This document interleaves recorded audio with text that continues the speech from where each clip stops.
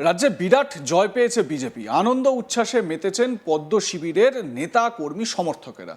বিভিন্ন জায়গা থেকে বিভিন্ন খবরও উঠে আসছে। তবে এই প্রতিবেদনে আপনাদের এমন একটি খবর জানাবো যা শুনলে আপনারা চমকে যেতে পারেন। ভাবছেন কি এমন ঘটছে বা এমন কি ঘটেছে, সেটাই এবারে আপনাদের বলি।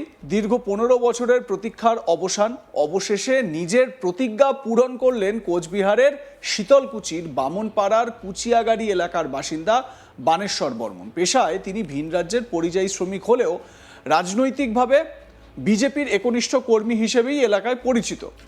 জানা গিয়েছে 2011 সালে বামফ্রন্ট সরকারের পতনের পর তৃণমূল কংগ্রেস ক্ষমতায় আসতেই এক অদ্ভুত প্রতিজ্ঞা করেছিলেন বানেশ্বরবাবু।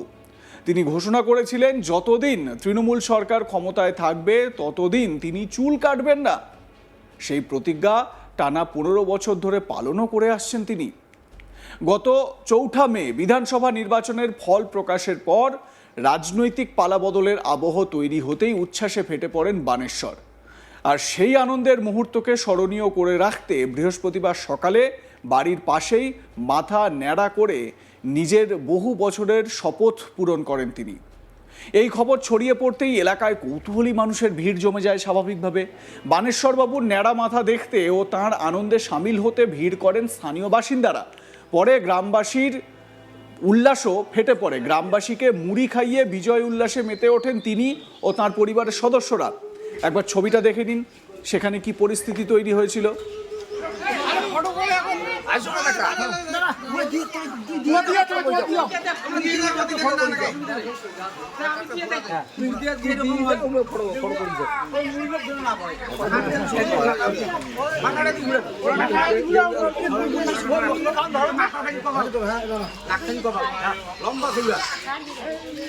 জয় জয় শ্রীরাম, ভারত মাতা কি জয়, ভারত মাতা কি জয়, জয় জয় শ্রীরাম, জয় শ্রীরাম। বানেশ্বরবাবু যে চুল কামাচ্ছেন বা মাথা মোড়াচ্ছেন দেখতে পাচ্ছেন সেই ভিডিওটাও। এতদিন ধরেই 15 বছর ধরে তিনি চুলই কাটাননি। মানে তৃণমূল সরকারকে তিনি বিসর্জন দেওয়ার পর চুল কাটবেন, এই ছিল তার প্রতিজ্ঞা।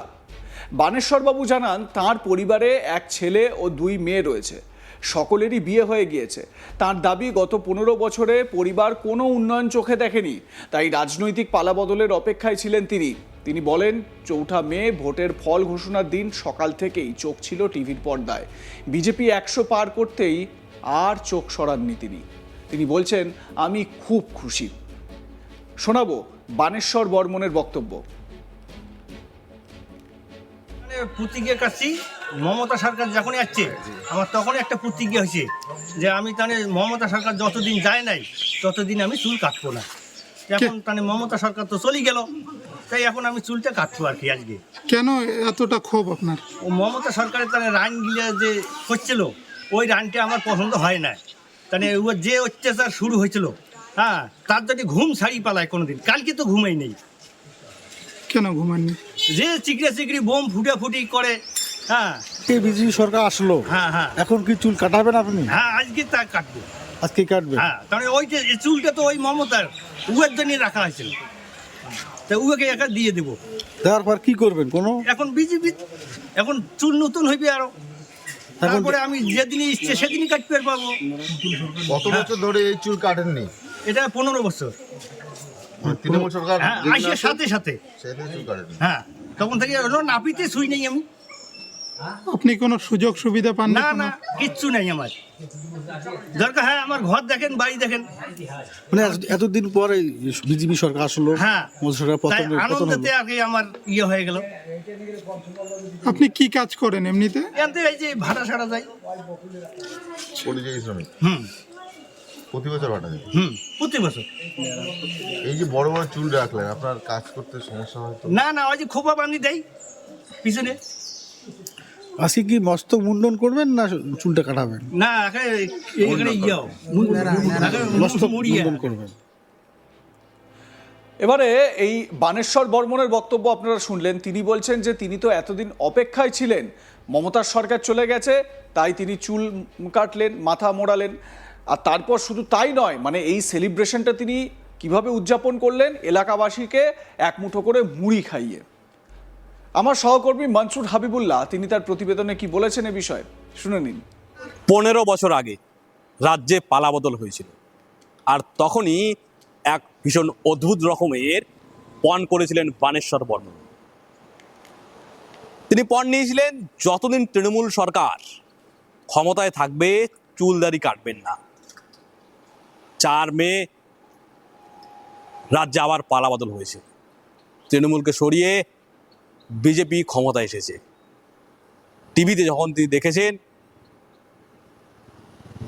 রাজ্যের পালাবদল সম্ভব, তখনই চুল দাড়ি কামানোর সিদ্ধান্ত নেন, আর গ্রামের সকল মানুষ সোল্লাসে তাকে সমর্থন জানান।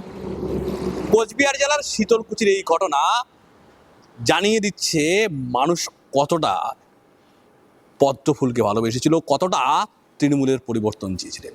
বানেশ্বর বাবুর কথায় বাম জামানার পরিবর্তনের পরেই কিন্তু তিনি এই সিদ্ধান্ত নিয়েছিলেন। 15 বছরে এলাকায় কোনো উন্নয়ন খুঁজে পাননি।